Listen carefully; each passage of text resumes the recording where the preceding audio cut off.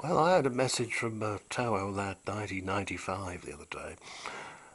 He hates things that are made in China, cheap and nasty, chinky crap. Well, don't we all, you know? Not everything that comes out of there is rubbish, but it seems a large proportion of it is, doesn't it? And this old kettle I'm waiting on here was made in July 1940. And you can just hear it starting to whistle and sing. That was made by Swan, obviously an old English firm. I think at one time we had lamp bulbs here that were made under the Edison brand name. So it was always a job to know who it was who made the lamp bulb first, Edison or Swan. So Edison, and they came to an amicable agreement. Well, speaking of Chinese rubbish, my God, while she was here, my American friend thought the garden needed tidying up and brightening up, and she made a bloody big difference out there. It looks fantastic. And among the other bits and pieces she got were some solar-powered lights. They came from B&Q, one of our DIY stores here in the United Kingdom, in England, and were part of their Bloomer range. Well, the last thing I knew about Bloomers was it was ladies' underwear. Yeah, look in Marks and Sparks and you might find it. Now, she had 2 boxes of them, giving 16 lamps in total, and they were on offer. So she brought them back, and we installed them in the sunny places where you're supposed to. Then we had a little bit of rain, and it soon became apparent that 5 of them no longer worked. They worked all right if you put a new battery in there, a charged battery. If you charged the battery that was in there and put that back in, it would do it as well. But they wouldn't shut off when it became light, and that suggested to me that the solar panels might be up the chute. Well, the upshot of it is that these things are not always sufficiently weather-tight to keep the weather out. So the rain gets into the solar panel, and the terminals on them were only etched onto it, would you believe? And the wire connected with the tiniest bit of solder they could possibly get away with. And so, of course, you get a bit of electrolysis getting on in there where it gets damp in the presence of DC and differing metals and all that lot. And that's the end of it. It don't work anymore. And as I say, 5 of them have gone fat so far. Let me turn my ancient kettle off. And fill the mug up. Yeah, that's good. That's what we like to see. Got this from the EPB Preservation Group, and got one of our old Jaffa Cake electrics on it. Brown, orange and beige electric trains. So, yeah, well, what do you do with a load of crappy lamps like that? Well, soldering the thing back together again was out of the question. It simply wouldn't work. At first we managed to get them to work, well I managed to get them to work by pressing down on the terminal so it made contact again, but of course the electrolysis continued unabated and it went again. So eventually I'm afraid we had to give up on them. And the 11 that are still going are still out there, of course, doing their thing. But the other 5, well, clever little circuit inside there. There's only one AAA battery in them. And what it does, all the time the solar panel is producing electricity, it charges the battery.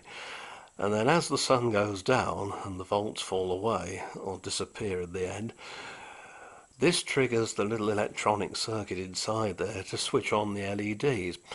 And you can have either a white LED or a colour changing LED. There must be some sort of voltage converter inside there too, because the LEDs didn't want to know about running on only one battery. They ran on 3 AAA batteries quite happily, which is what I'd expect them to do. So there must be something to raise the voltage. Now the white LEDs, well of course they're going to end up lighting a railway carriage on my railway, as you can well imagine, or going into headlights or something. But the colour changing LEDs, well, not really much use on a railway, especially one that goes through all the colours of the rainbow. If it was just red and green, I could have used it for signals. But no, they're colour changing through the rainbow. So what I've done is to cobble together, out of rubbish really, this little lighthouse. And I've installed them in that.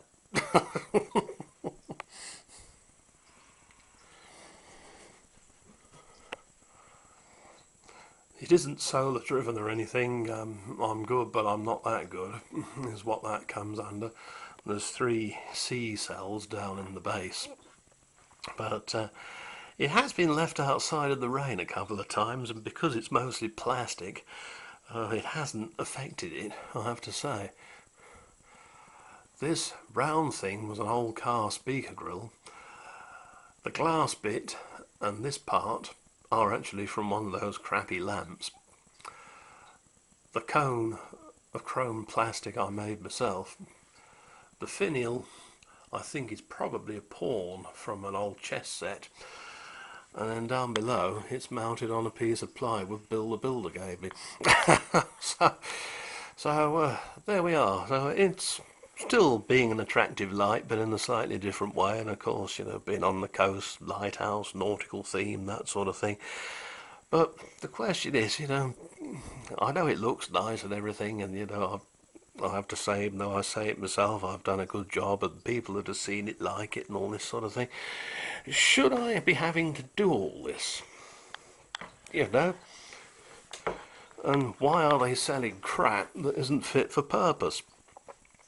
I, for one, wouldn't be able to sleep, really, if I knew that my organisation was selling a pile of shit to people who, for the most part, won't be able to do what I've done, because, I don't mean it in the nasty way, but a lot of people haven't got the sort of mind that I do, and some of you out there do, to recycle that into something else.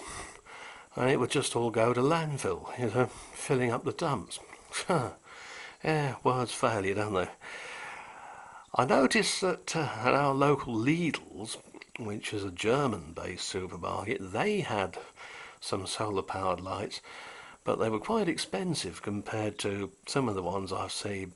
So it may be that those lamps are made in Germany or somewhere in Europe, so they've got half a chance of being decent, or perhaps in the States or something. But really, anything that says made in China, solar lights, give it a wide berth. Don't chance it was somebody else's barge pole. Unless, of course, you know somebody who's got some and they've been good, I've actually got some spotlights on my sheds, among other places out there, that come on. They're motion activated with white LEDs. And those are very good, and I've got a feeling that they came from Sainsbury's supermarket, or possibly the big B&Q at Bexhill.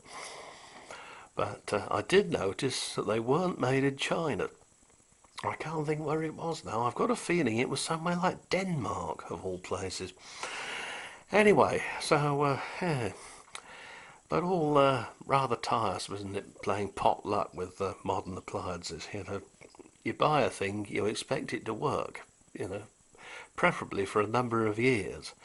Not until the first lot of rain comes, when it's an outdoor thing, and it goes, and it's just crap. Well, speaking of people who might be saying crap at the moment, a friend of mine sent me down the wire the other day a fantastic sequence of pictures of this beautiful, enormous jet plane. Big thing, 4 engines on it. The largest ever built, they said. Forget first class. And this thing had first class staterooms with double beds in it, for heaven's sakes. And was built for somewhere down in the United Arab Emirates, I think it was. So, of course, the ragheads go along to play with their new toy, don't they? And being, fairly simple, let's be quite honest about it, They open the throttles right up, and all 4 engines are screaming away at this very light aeroplane. Another thing that's screaming away is a siren saying, well, probably in Arabic, "For fuck's sake, shut off, you mad bastard Abdul." Did they take any notice? No. They pulled the fuse out for it. The reason it's doing that noise is because unless you've got the wings set up right, the flaps and so on, as far as I understand it, it's going to prang the plane. I think you know where this is headed, don't you? Yes, you're right. With the fuse out, the plane assumed it was flying, released the brake, and whoosh! Headlong into a big concrete banking retaining wall. $200 million worth of jet wrecked in a few seconds. Yes. The thing hadn't even got a single hour's flying time on it. God, dear, oh dear, oh dear. And it does make me think, really, and I doubt I'm the only one, they really shouldn't be allowed near any sort of flying machine. I remember 9/11 and of course the bombs in London by Muslims. We mustn't mention the M word, must we? For a long time there was a blackout on this unfortunate jet's demise because we might offend the Muslims, dearie weary. Dear, oh dear, makes you want to spit, doesn't it? Ah, well, but thanks to the internet, it's all snuck out via the back door. Yeah, good, isn't it? Anyway, time for coffee. See you again soon.